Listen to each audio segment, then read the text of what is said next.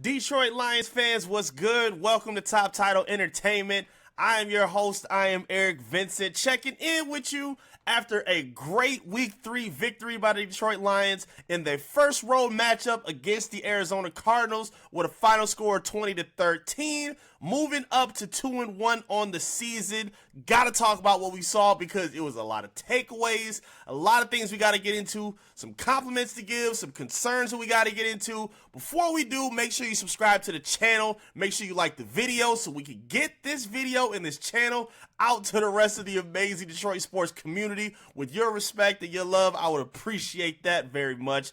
So let's peel back into what we saw, man. It was a tough game. It was a tough game to watch from start to finish. Started off really great, but it got pretty antsy and a little too close for comfort as the fourth quarter and the end of the game rolled through. But, hey, as long as you finish off with a W, that's what matters the most. But we got to peel back and talk about everything that we saw. Let's go ahead and start with some of the compliments that we saw because, again, I came into this game a little nervous. I thought this could have been a trap game. Arizona just came off some momentum with a huge victory against the Rams in their Week 2 matchup. Them being at home against that raucous crowd, what we thought was a raucous crowd, but was actually taken over by the amazing Detroit Lions fans that packed out Arizona, packed out that arena, and made that place their own home. And it played into their advantage as well. They fed off of the energy. The team played a great game from start to finish on both sides of the football. And things went in the way it was supposed to go. I'm very, very happy with the team, very happy with where things went. But let's start off and peel some layers back with it. Again, we'll go from the compliments, and then we'll go to the concerns to wrap that up. I only have 2 concerns, and I got 3 compliments that I want to give. We're going to break them down accordingly. Let's start off with the most obvious, the identity of this football team. The run game. It has to start off with the run game because that is what this team is going to hang their hat on in terms of how their success goes this season.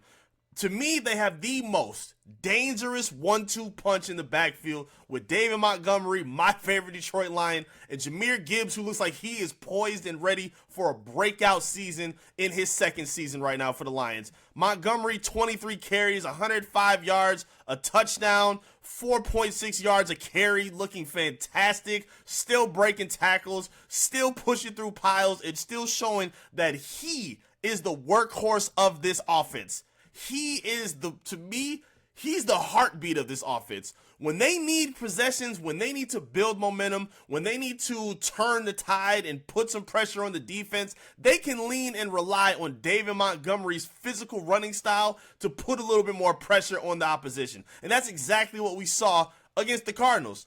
They couldn't do nothing with him. Even in that fourth quarter play where the offensive line pushed him up and lifted him off the ground, before that, he was still breaking tackles. He was still showing that he was a force to be reckoned with. I don't know what the Chicago Bears were talking about when David Montgomery was let go last offseason, telling us Khalil Herbert is their new RB1. Nah, y'all missing out on this guy. He's running behind the best offensive line in football, and whenever they need to pound up the right side, he is basically unstoppable. He's shown the ability to be elusive as well. He can drive through contact, and he always fights for extra yards. Even when it's 2-3 guys diving at his legs and pushing and pulling him down, David Montgomery finds a way to fight and push for 2-3 extra yards to set up for a next manageable down for the Detroit Lions.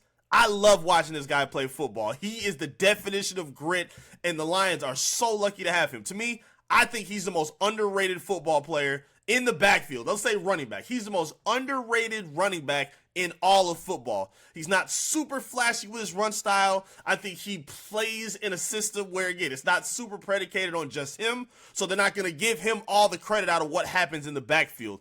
But when he's dominant and when he's a focal point of that offensive attack, he's basically unstoppable from what we've seen. That offensive line complements him so well, and I love watching this guy play. Jahmyr Gibbs, I got to take my hat off to you too as well, man. You look electric. He looks faster than he even played last season. And we even knew out of Alabama that he had speed, but he looks faster when he's in more open space. We didn't really get to see him play in the space that they should have used him because now they're getting a little bit more creative. Ben Johnson and Amon-Ra St. Brown, they all talked about it. We saw the review on the Lions social media page with the hook and ladder play where Goff throws to St. Brown on a slant, and Jahmyr Gibbs pops up to get a hook and ladder where he gets to accelerate through space into the end zone. They need to find more creative packages to make that happen for him. He doesn't need to be the player that they lean on to run between the tackles and play physical football. They kind of lean on that a little bit too much. Now, you can mix it up to be a little less predictable. However, I want to see him spread out a little bit more. I want to see him lined up next to Jameson Williams. I want to see him and David Montgomery in a shotgun set together just to throw teams off. Put him in motion just so they don't really know what he can do next. Show that creativity. I loved it with the hook and ladder play. We had no idea what was coming with those two.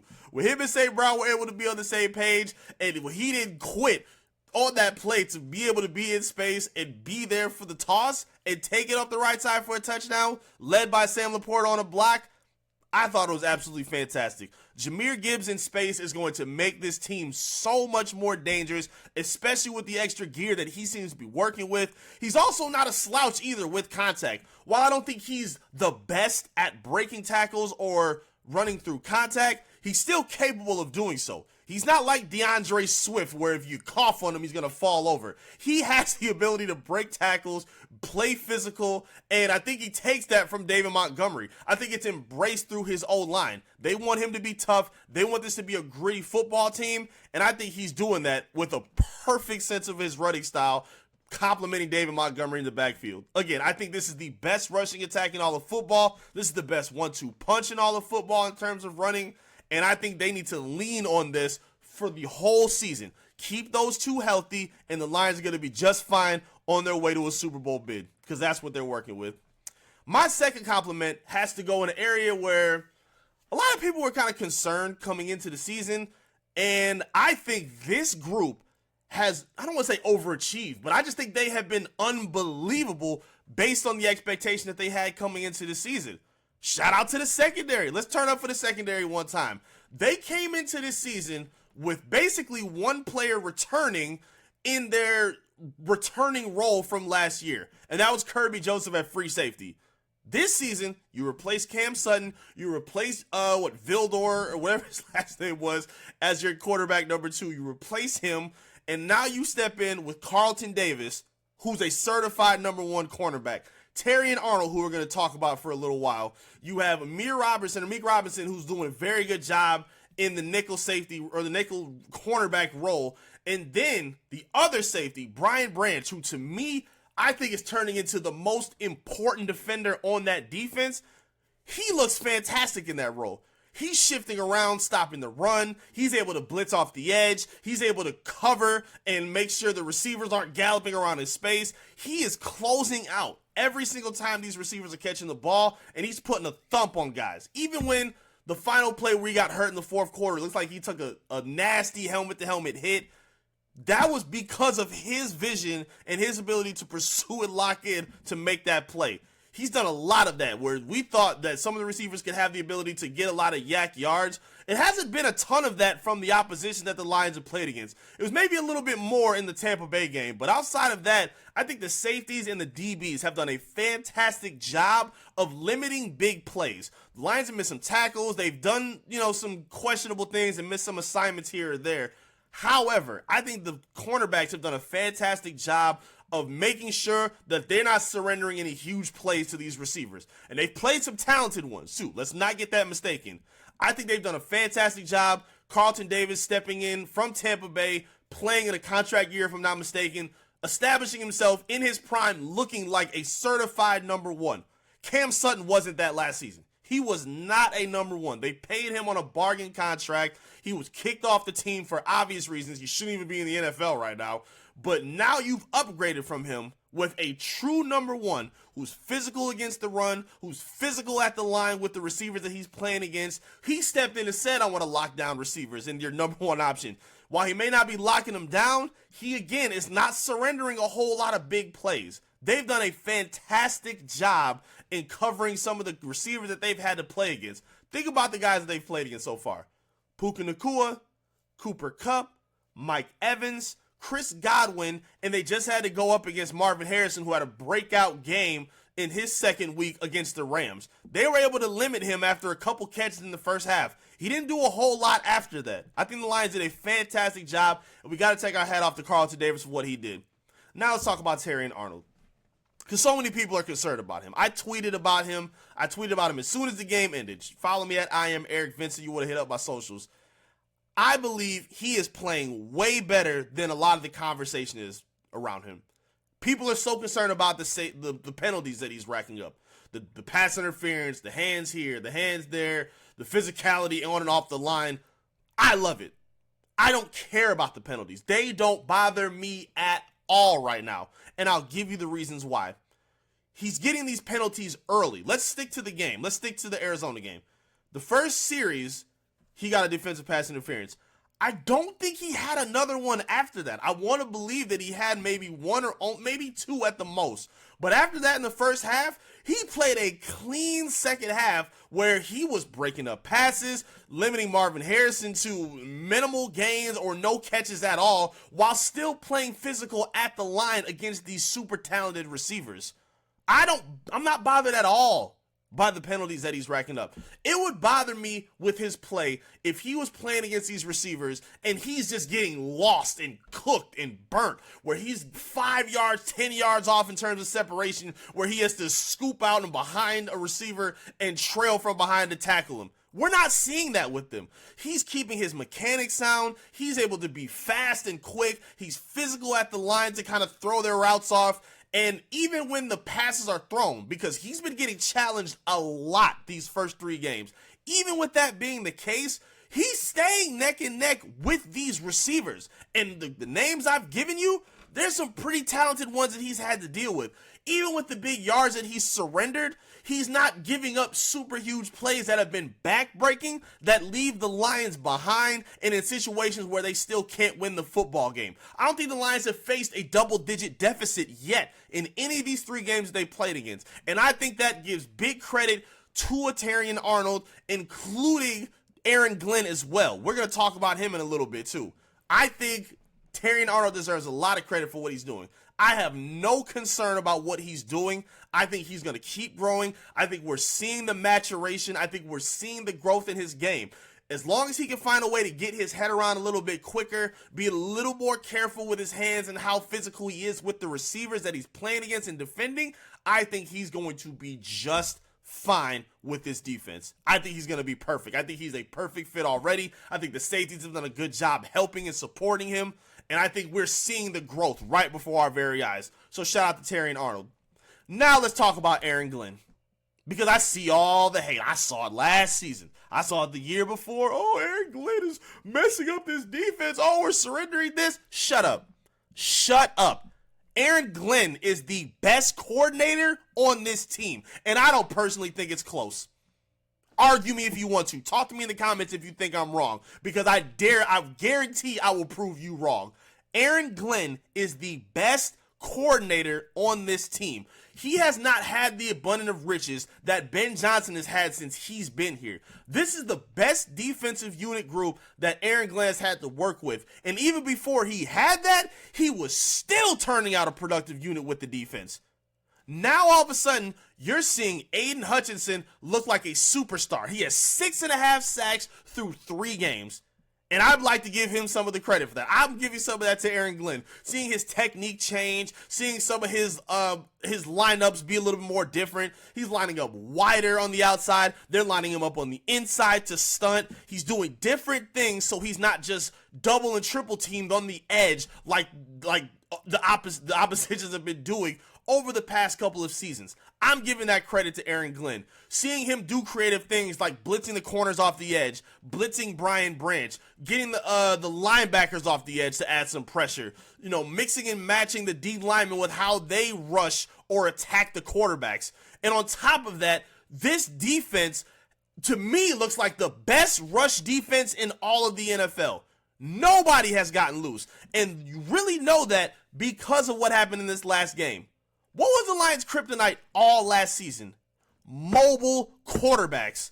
And the Lions kept Kyler Murray at bay. If I think he yelled 44 yards on the ground, And most of that was in the first half. They had a double-digit lead for the majority of the game, so they couldn't even lean on his running to keep them afloat. He had to pass more than he was comfortable. He threw the ball 34 times, only completed 21 passes. 207 yards. They picked him off once with Kirby Joseph, who looks like a top 5 free safety at this point in the NFL. You're seeing a lot of these players take that next step. While they may or may not look like superstars, you're seeing them hone in on the areas that they're best at. Kirby Joseph roaming and being a menace against the pass, whether it's hitting the receiver as soon as he gets the ball or breaking up passes or just snagging them with interceptions. I think he has some of the best hands of any DBs in the NFL.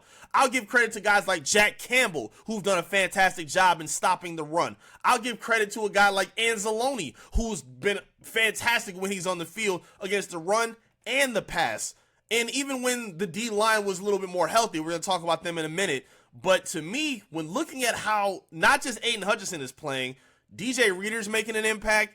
Marcus Davenport, before he got injured, and we'll talk about him in a minute, he was seeming to make a bit of an impact, drawing double teams and creating one-on-ones for other players. Aleem McNeil being able to be a run stopper and clogging up a lot of holes. The Lions have done a fantastic job against the run. And I think that's where they have to start and focus on the most, especially against mobile quarterbacks. We didn't see Kyler Murray skate around because we know how he likes to play. He can throw a little bit in the pocket, but he's most dangerous when he's scampering around playing schoolyard football. And the Lions limited his ability to do that. I'm giving all of that credit to Aaron Glenn. And one more point before I get off of that. The Cardinals came into this game the best third down team in all of football. The Lions held them to 1 of 9 the entire game from third down. 1 of 9. And I'm not saying I think they were 0 of 10, including fourth down as well. The Lions were fantastic on the defensive side of the football. Coming into this season, I thought the area that we would be able to hang our hat on the most was the offense. It was the most experience on the offensive side of the football. Jared Goff, Penei Sewell, Amon-Ra St. Brown, a lot of their veterans and their most experienced players and the players returning back to their natural positions were on offense. A lot of new pieces that were added are on the defensive side of the football. And I still thought they had some holes and concerns on the D-line based on how they added and picked some pieces in. So to me, I cannot stop singing the praises of what the defense has done. They have looked fantastic. They look elite. They look like they are covering all bases. And even when things get tough, even when they lose players to injuries like they did, coming in without Anzalone, no Aleem McNeil in a lot of the second half. They lose Derek Barnes. You lose a lot of pieces, and the defense is still able to make plays. They're still able to keep an explosive Arizona Cardinals team to 10 points, meaning they scored their touchdown in the opening drive and only scored 3 points after that. Absolutely fantastic, man. Gotta give a huge shout out to the defense. Lions, you got something special there with that. Don't ruin it. Keep building from there. Now let's get to my concerns. I'm gonna sound like a hater, and I don't really give a damn. I'm ready for the smoke. Talk to me if you think I'm hating. I don't care. We can talk about it. We can have a civil discussion, or we can throw hands. I don't care. We'll see what happens. It don't matter to me. Concern number one. I just spoke on it. Let's start here. Let's start with the injuries. We got to start with the injuries. You know, it's the NFL. It's always going to be a problem with teams. You know, you're not going to have any kind of sympathy because you have injuries. You got to be able to rebound. You got to be able to go with the next man up. And you got to be able to win and push through. They did a good job last season with some of the injuries that they had and some of the players that weren't available. Now it's coming a little earlier, and it's really, really effective on the defense as well. Again, you lose Marcus Davenport. He's out for the year with an elbow injury. Derek Barnes is going to miss a lot of time. Anzalone, I believe, was in concussion protocol. He missed the game against the Cardinals, even though he traveled with the team. That's a little scary. Even Terrion Arnold, he seems to get nicked up every single game that they've played so far. Luckily, he's able to come back, but it is a little worrisome that he wasn't, he's not seeming to be 100%. It seems to get nicked up every so often. Brian Branch looked like he had a concussion. I think he's going through protocol. There's no word on what he's looking like in terms of what his game status will be for Monday yet. Still early in that process. We'll monitor as we go on. But they cannot afford to lose Brian Branch. I'll say it again. I think he's their most important defensive player. You cannot afford to lose Brian Branch on this defense. He is way too important for everything that you have against the defense. Against the pass and the running attack. He does too much for you. He gives you too much versatility. He helps way too much with those young cornerbacks. You need Brian Branch on that offense, or that defense, excuse me. And then, of course, Aleem McNeil. I think that's a big problem. They cannot afford to not have him. I know DJ Reader is a veteran. He does a lot in helping that rush attack as well. But you need both of them if you really want to keep the depth intact. Because based on what we've seen, it's not a ton of depth that they've been using. I know we've seen Josh Paschal come back. Levi Ozarike has come back, and he's played pretty well for the first 3 games. For whatever reason, they don't want to play James Houston. I'm not really sure what's going on with that, but it really bothers me and worries me with the lack of depth that they had. It bothered me coming into the season because I didn't think just adding Marcus Davenport was enough. When you have a superstar like Aiden Hutchinson that's blooming in front of you, you need to make sure he is properly supported. You need to have another edge rusher across from him that you can rely on both sides, whether it's against the pass, whether you want to drop one back, or you want to make sure he's attacking the run, or getting to the quarterback. You need to make sure you have 2 quality edge rushers that are starting, not just one. And what we've seen a lot from Brad Holmes is he likes to go for a lot of bargain type acquisitions. You bring in Marcus Davenport. He's had an injury history playing with the Vikings. I think he was with the Saints for a little while, and his resume has always spoke to injury concerns. So you get him for the cheap on a 1-year deal, and now those same problems are coming back already. It's the 3rd week, and he's already been ruled out for the season. That's a huge problem, especially if you're not going to play James Houston. I don't really think they have a choice at this point. I don't think you have a choice. I don't know what the problem is from what we saw from his rookie year till now, but again, so if you don't want him to play as a full-time starter, that's fine. But you can't convince me and tell me that not playing James Houston at all, leaving him as a healthy scratch with the lack of depth that you have on your defensive line, is suitable for this defense. You can't convince me that that's a good idea. That worries me a lot, and I really hope that they change that soon. I would love to see James Houston playing. They're going to need him with these next several games that are pretty important. I think he's going to play a huge role, especially if Davenport is going to be gone. Please get him back on this roster. Offensive side, there were a little bit less injuries. I think the biggest one was just Sam Laporta. He had an ankle sprain, which we don't know how serious it is for now. I think they're running some tests to see, if he'll be able to go against the Seahawks next Monday. But he's very important. Dan Campbell said coming into the season that he was nursing an injury through training camp and tried to ramp up through it based on what he was going through. And now you add on the ankle injury as well, which I think came on that hook and ladder play where Jahmyr Gibbs ran behind him and then the defender took his legs out from behind him. So that's a little scary to me. I think you need Sam Laporta at 100% if you want this offense to look as promising as we thought it would to start this year. Now let's get to my biggest concern. And I'm ready for the hate on this one too. I don't care about his numbers. I don't care about the chants. I don't care about none of the BS that we have been peddling since last season. Jared Goff absolutely worries me with this offense. He, to me, has been the worst starter on either side of the football for the Detroit Lions. Argue with me if you think I'm wrong. I don't care. I'm 100% right with what I believe. Yes, I know what his numbers look like. 18 of 23, 199 yards, 2 touchdowns.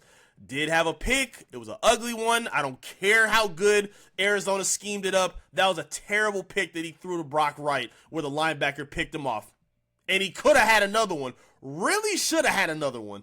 I'm willing to confess that 2-minute warning thing that they called was BS. Lions, you caught a break. And it's fine, because we don't get breaks on this side. We've been battling with the refs since I was a kid. So I don't care. I'm not going to apologize for that. It is what it is. We get a break, it's because we've been owed it for the past 20, 30, 40, however many years it's been going on. I don't give a damn. But back to the point at hand. Jared Goff worries me with this offense. He does. And again, it's not to say that Goff can't be a good player. It's not to say that he's not serviceable on this offense. He's a good player. He works well with the resources that have been presented to him. But he worries me when things go wrong. It's not like where you just make a mistake and like he has to throw the ball out of bounds just because nothing is there. Goff will put hospital balls out there on third down that put the receivers and the running backs and the tight ends in dangerous positions. Nothing's open downfield, so he checks it to Jahmyr Gibbs behind the line of scrimmage where there's two defenders in front of him ready to take him out. He did it to Amon-Ra St. Brown repeatedly last week, and then to Jameson Williams in the opening drive where he threw an interception. So even if he doesn't throw that pick, if Jameson catches that pass, there were 3 Tampa Bay Buccaneers ready to take his head off immediately. They were right there if he catches that ball. Goff terrifies me with that. He absolutely terrifies me with that. He's done it to Sam Laporta as well. It's become too much of a constant, and I don't like seeing that. We also see that he's really not the best in terms of improving when they need to. When things break down, when people aren't open, and he has to hold the ball a little bit longer, he gets panicky with the football, and that offense looks very shaky. Again, he doesn't just throw the ball out of bounds. He doesn't just play it safe to where everybody's at. He puts it, he'll skip it in the dirt where the receiver will try to dive down to go get it, or he'll throw the ball 3 yards behind the first down marker, and that running back or receiver or tight end will catch the ball and get drilled by 2-3 guys just to say he got his 4 or 5 yards in a completion. That does not move me, bro. It don't move me at all. Jared Goff, again, can be serviceable, but he's a game manager. He's a game manager. Don't tell me nothing about mobile golf on the last play. He doesn't do that consistently, so I don't care. He's not a runner. He doesn't have the ability to do that. I believe that was drawn up, and if it wasn't, kudos to him for getting 1 scramble in a first down. It was a huge play, and I appreciate it. But that's not something that you're going to lean on for him to do on a consistent basis. It's just not going to happen. What has he been doing on a consistent basis? Turning the ball over. Last season, we were able to respect and appreciate Goff so much, especially coming away from the Rams, where he was a turnover machine there before he got traded. Now he's gone back to those turnover ways, and that's terrifying. You cannot have that. You cannot have that, because based on what we saw, where the defense, again, held the Cardinals to 10 points, held them to 10 points, you're expecting Goff and this offense, who at the very least set up for field goal range, you scored no points in the second half. None. If I'm not mistaken, they scored no points. None. They scored 7 in the first, 13 in the second quarter. No points after that. That is terrifying for a guy that you just gave $50 million a year to. He's a game manager. He is reliant on the resources around him. And that's not necessarily a bad thing, because Brad Holmes has done a fantastic job of supporting him. The best O-line in football, the best rushing attack in football, a game-breaking speedster in Jameson Williams, Amon-Ra St. Brown, who makes some of the toughest catches in the NFL, an all-pro tight end in Sam Laporta, for whatever reason, cannot find the ball because of Jared Goff. I'm not giving him a pass for that, bro. That concerns me. It concerns me. And again, I don't know how bad it's going to be. I'm not saying he's going to keep us from the playoffs or keep him from the Super Bowl. I'm not saying that. But when things get shaky and things get a little bit tight, Goff has not been as crisp as we've wanted him to be. He just hasn't been. That's a fact. When he's been pressured, when he's getting blitzed and he has to hold the ball a little bit longer, he is not as reliable as we want him to be. Now, we got to hope the O-line picks up well. I got to give a shout out to Jahmyr Gibbs and David Montgomery for doing a really good job at picking up some blitzes to make sure Goff stays clean. Gibbs has really improved on that. I really want to give him a lot of credit on that. He's done a fantastic job on not just leaking to the outside as a safety valve receiver. He's done a good job of staying in the pocket and picking up that linebacker, that safety that blitzes for him, and he keeps Goff clean when he needs to throw the football. I got to give them credit for that. But what happens when that breaks down?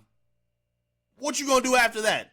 How are we going to rely on Jared Goff to be the guy that can improv and keep a play alive and work with players that I think would improv just fine? Amon-Ra St. Brown is a shifty player. He's able to maneuver around and lose defenders if he needs to. Same with Sam Laporta. We definitely know that with Jameson Williams, who runs a 4.2 40. So we got to be able to rely on plays not being perfect. We got to rely on the quarterback being able to keep a play alive and put his players in the best position possible to stay productive when the plays break down. We don't see that with Jared Goff. He's turning the ball over a lot, and I don't want to see this become a constant thing. He needs to be reliable, he needs to play safe, and he needs to play smart. Because when he's been zipping some of these turnovers in, they don't even make sense. The turnover he had against the Bucks, the pick he had where he was in Tampa Bay territory, I think it was in the second half, where I think he was throwing to a tight end and he completely whiffs it to the middle of the field and throws it to a safety instead. He's got to be more careful, man. I'm not feeling it. I'm not saying bench him. I'm not saying replace him. I'm not saying he has to go. You've paid him too much money for either of those to be options at this point. He has to play, and he has to play better than what we've seen. I'm not very impressed with what I've seen from Jared Goff. He can play a lot better. He can be much better than what we've seen over these past 3 weeks. I'm not impressed with him. Again, he's done just enough to keep us alive to win. But when you need him to make the right plays, I don't think he's been doing that on a consistent enough basis. I want to see a little bit better consistency from him. I want to see him take better care of the football. Or you can lean on your identity, which is the rushing attack anyway. You saw what happened last week when we tried to let him throw the ball 55 times in a one-score game scenario. That made no damn sense. And we saw what the result was for that, Ben Johnson. So learn from your mistakes. Pound with your workhorse, David Montgomery. Find Jahmyr Gibbs in space. Find Jamison Williams in space. Even Khalif Raymond. You have way too many weapons. You have such a good offensive line and protection that there is no excuse for Jared Goff to be panicking with the football. There are way too many resources around him, and I need to see him play a little bit better than what we've seen. But again, kudos for what they've done. They're 2-1. They escaped out of a tough situation where, again, I thought it was going to be a trap game. They did a damn good job of wrapping up that victory. I take my hat off to the run game, the offense, the defense, Aaron Glenn. I have to give it up to those guys. I think they were the reason they were able to walk away with the W, and they need to keep building on this momentum. Coming up in the bye week in 2 weeks, they need to get this win against Seattle, which we're going to talk about later this week, and they need to make sure they are going into this bye week at 3-1. That is an absolute mandatory thing that must happen. But again, talk to me. Maybe I'm hating. Maybe I'm just wildly incorrect. Talk to me in the comments. I'd love to hear what your feedback is. Hit me up in the comment section. And make sure you like the video as well, Lions fans. And even if you're not a Lions fan, maybe this found a way over to Arizona YouTube. Who knows? Talk to me and tell me if I'm tweaking. I would love to hear from you. Thank you for tuning in and tapping in with us here on Top Title Entertainment. You can follow me on social media at I am Eric Vincent. And I'll be back again as we ramp it up for a huge game against the Seattle Seahawks on Monday night. I'm going to be a nervous wreck, but we're going to enjoy it, and we're going to be wrapped up, and we're going to be ready for it come Monday. Thank you for tuning in. I appreciate your time. This is Top Title Entertainment, and I'll see you again soon. Peace.